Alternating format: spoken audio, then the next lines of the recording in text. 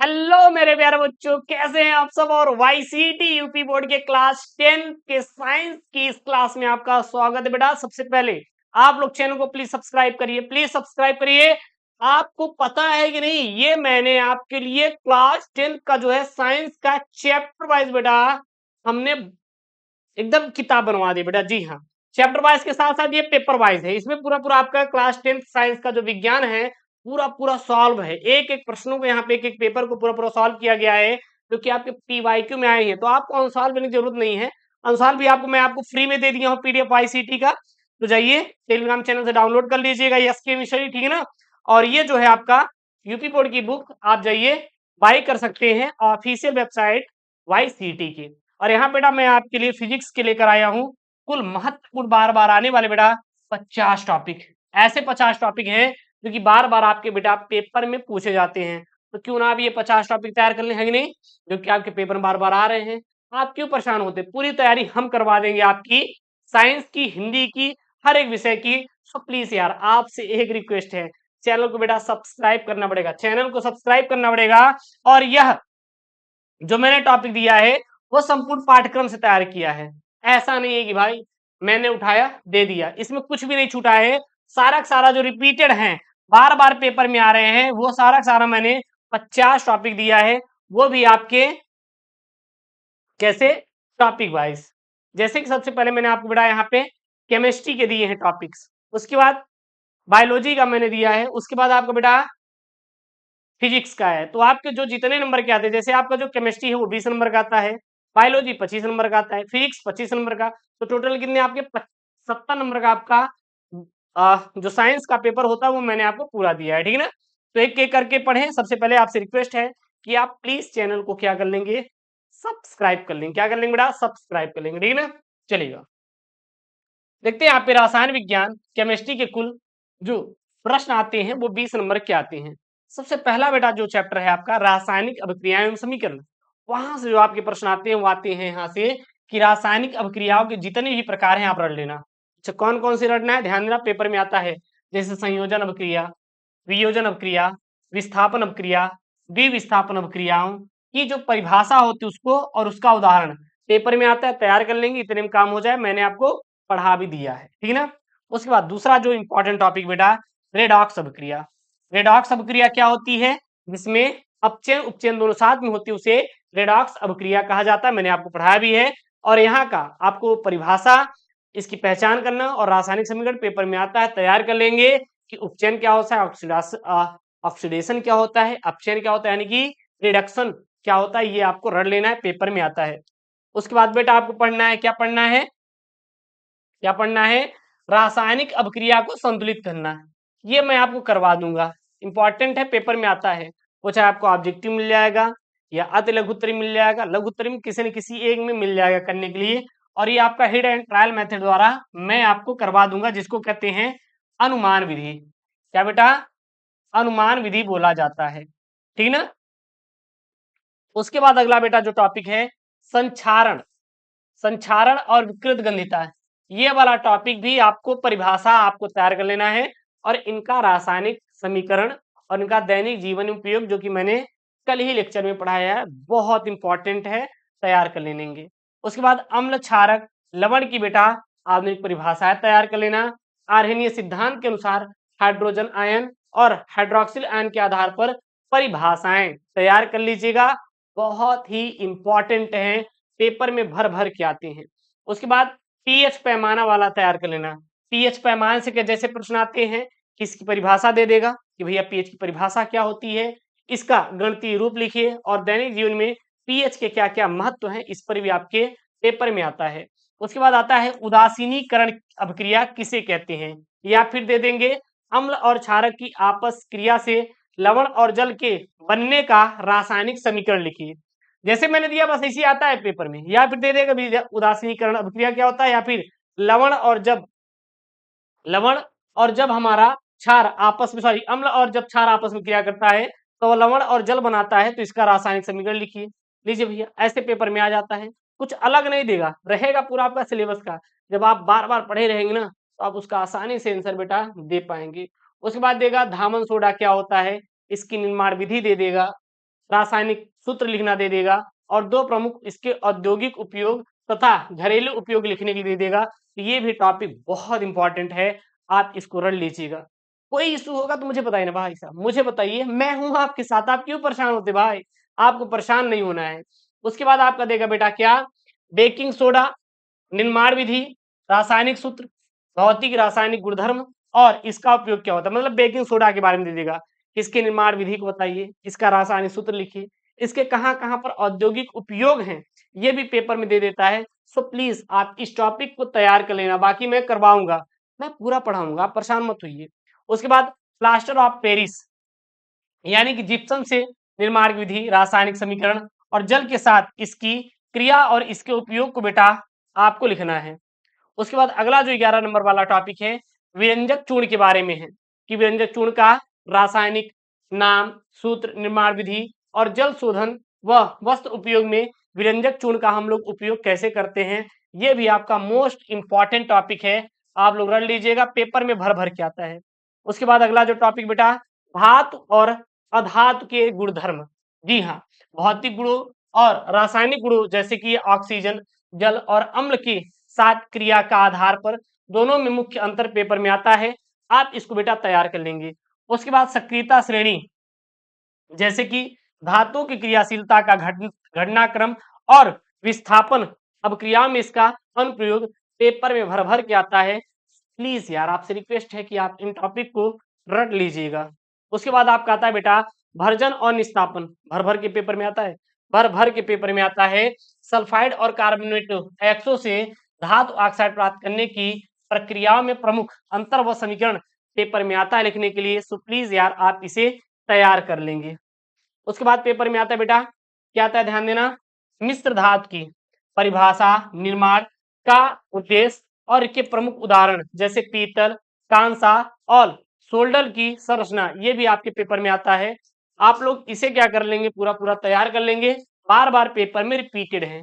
उसके बाद अगला जो इंपॉर्टेंट टॉपिक है वो है कार्बन की सर्वोत्मुखी प्रकृति, जैसे कार्बन की चतुस्संयोजकता आता है पेपर में और श्रृंखलन का गुणधर्म आता है जिसके कारण विशाल संख्या में यौगिक बनाते हैं। कौन बेटा, हमारे कार्बन। तो इस पर पेपर भर भर के आता है। उसके बाद समजातीय श्रेणी पर आता है, ये भी खूब भर भर के आता है कि समजातीय श्रेणी क्या होती है, इसकी परिभाषा लिखिए, इसकी विशेषताएं लिखिए और इनका क्रमिक उदाहरण भी पेपर में दे देता है। उसके बाद आईयूपीएसी नाम तैयार कर लेना, जैसे कि हाइड्रोकार्बन का तैयार कर लेना, अल्केन, एल्कीन, एल्काइन वाला, और इनके कार्यात्मक समूहों का भी आप तैयार कर लेना, जैसे किसका, अल्कोहल का तैयार कर लेना, एल्डिहाइड का, कीटोन का, कार्बोक्सिलिक एसिड का नामकरण और इनका नियम तैयार कर लेना।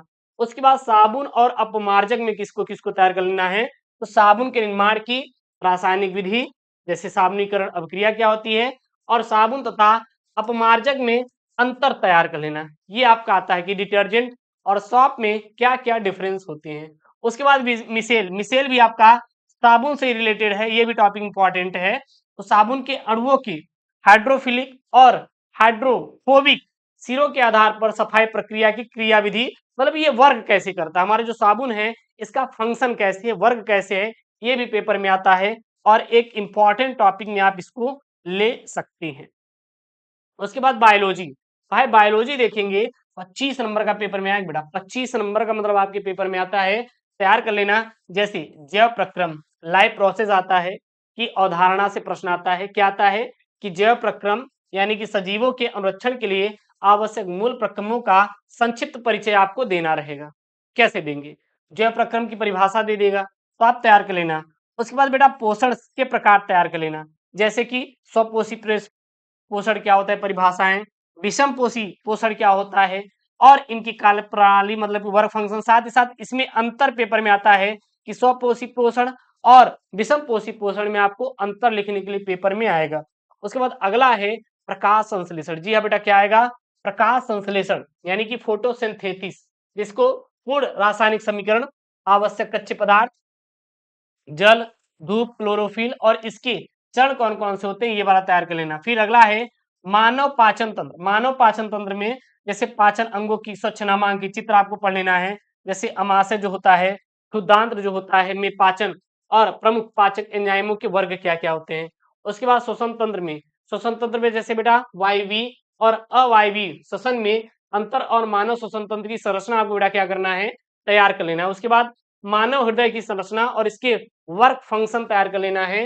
हृदय का नामांकित चित्र, आलिंद निलय की क्रियाविधि और दोहरा परिसंचरण का बेटा महत्व पेपर में आता है भर भर के, आप इसे क्या कर लेंगे, तैयार कर लेंगे। उसके बाद उत्सर्जन तंत्र जैसे कि मानव मूत्र की संरचना, मूत्र का निर्माण की प्रक्रिया और नेफ्रॉन का नामांकित चित्र आपको बेटा तैयार कर लेना है। उसके बाद पादपों में परिवहन जैसे जाइलम द्वारा जल एवं खनिजों का परिवहन, फ्लोएम द्वारा भोजन के स्थानांतरण में आपको अंतर तैयार कर लेना है। उसके बाद तंत्रिका कोशिका जैसे न्यूरॉन की स्वच्छ नामांक संरचना और डेट्रॉइड एक्सॉन और सिनेप्स की माध्यम से आवेग संचरण कैसे होता है।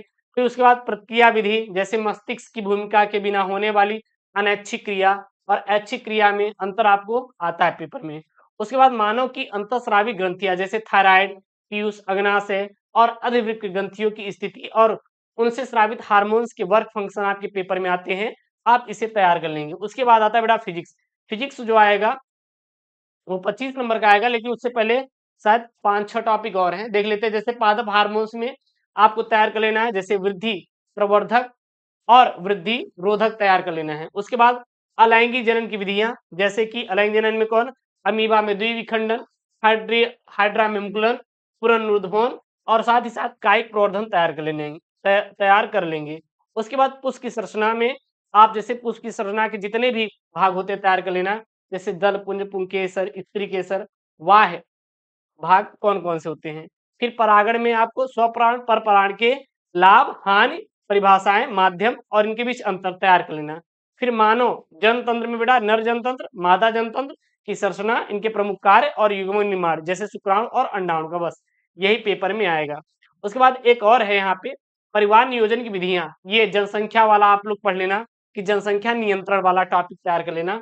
उसके बाद मेंडल के अनुवांशिकता के नियम, तीनों नियम याद करना, मेंडल का प्रभाविता का नियम, पृथक्करण नियम और स्वतंत्र अपविभजन का नियम। उसके बाद मानव में लिंग निर्धारण ये तैयार कर लेना, साथ ही साथ पारितंत्र एवं आहार श्रृंखला वाला जैसे उत्पादक, उपभोक्ता, अपघटक की भूमिका, आहार श्रृंखला और आहार जाल में अंतर, ये पेपर में आपका भर भर के आता है, तो आप इसे तैयार कर लेंगे। उसके बाद आपका आता है बेटा भौतिक विज्ञान जो होता है कुल 25 नंबर का पेपर में आएगा। कितने नंबर का, 25 नंबर का। कहाँ से आएगा, जैसे प्रकाश का परावर्तन, प्रकाश के परावर्तन में जैसे प्रकाश के परावर्तन के दोनों नियम, अवतल और उत्तल दर्पण द्वारा विभिन्न स्थितियों में प्रतिबिंब के निर्माण की किरण आरेख तैयार कर लेना। उसके बाद दर्पण का सूत्र और आवर्धन क्षमता वाला टॉपिक भी क्या करना बेटा आप लोग तैयार कर लेना, पेपर में आता है। उसके बाद आपको क्या तैयार करना है, यहाँ पे प्रकाश अपवर्तन के नियम, स्नेल का नियम और अपवर्तनांक की परिभाषाएं आपको क्या करना है बेटा रट लेना है, जो कि पेपर में भर भर के आता है। उसके बाद लेंस की क्षमता जैसे इसकी परिभाषा, मात्रक और फोकस दूरी के साथ संबंध पर आधारित छोटे छोटे सवाल होते हैं, जैसे P बराबर 1/f दे देगा फॉर्मूला, और फॉर्मूला आपको रटना पड़ेगा। इसमें जो क्वेश्चन होते हैं उनको तैयार कर लेना। उसके बाद मानव नेत्र की संरचना में जैसे कि नेत्र लेंस, कॉर्निया, आयरिस, सिलियसी मांसपेशियां और रेटिना के कार्य तथा समंजन क्षमता वाला तैयार कर लेना। उसके बाद दृष्टि दोष और उसका निवारण में जैसे निकट दृष्टि दोष, दूर दृष्टि दोष, ठीक ना, के कारण और उनके निवारण हेतु उपयुक्त लेंसों के उपयोग और किरण आरेख तैयार कर लेना। उसके बाद प्रिज्म द्वारा प्रकाश के विक्षेपण जैसे कि श्वेत प्रकाश का 7 रंगों में टूटना और प्रकाश के प्रकीर्णन के कारण आकाश का रंग नीला दिखाई देना, ये भी पेपर में आता है। और ओम का नियम वाला भाई तैयार कर लेना, ओम के नियम की परिभाषाएं, विभवांतर और धारा के बीच ग्राफ वाला तैयार कर लेना और इनका प्रायोगिक सत्यापन पढ़ लेना।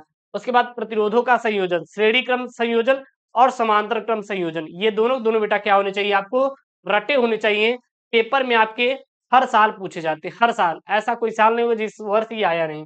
उसके बाद विद्युत धारा का औष्णिक प्रभाव में जैसे जूल तापन का नियम, विद्युत शक्ति और किलोवाट घंटा पर आधारित जो छोटे छोटे न्यूमेरिकल होते हैं वो तैयार कर लीजिएगा। और यहाँ पर मैंने आपको क्लास 12 फिजिक्स के बेटा कुल 50 महत्वपूर्ण टॉपिक बताए हैं, जो कि आपके बोर्ड एग्जाम 2027 में आएंगे भर भर के प्रश्न यहाँ से। सो प्लीज आप इन 50 टॉपिक को तैयार कर लीजिएगा और अपने इस यूट्यूब चैनल को जरूर क्या कर लेंगे, सब्सक्राइब कर लेंगे। मिलते हैं नेक्स्ट वीडियो में दोस्तों। Thank you, Jai Hind, take care, bye bye, love you all.